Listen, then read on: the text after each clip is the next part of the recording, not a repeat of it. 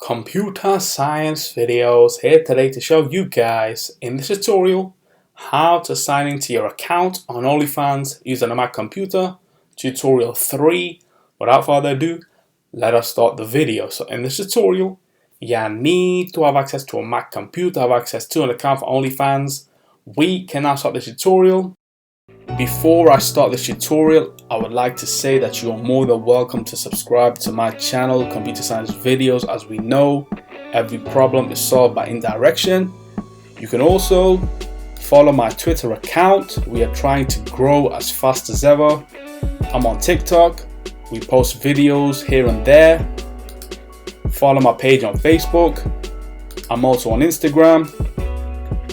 You are more than welcome to support me on PayPal. Let's now focus on the video. So now let's go all the way down to the dock. Go to Launchpad, go to the web browser, which is Safari in this case. Click on this, wait for that to load. Once that is loaded on screen, let's now navigate to OnlyFans. And now what we will do is insert our credentials if they're not already auto filled in.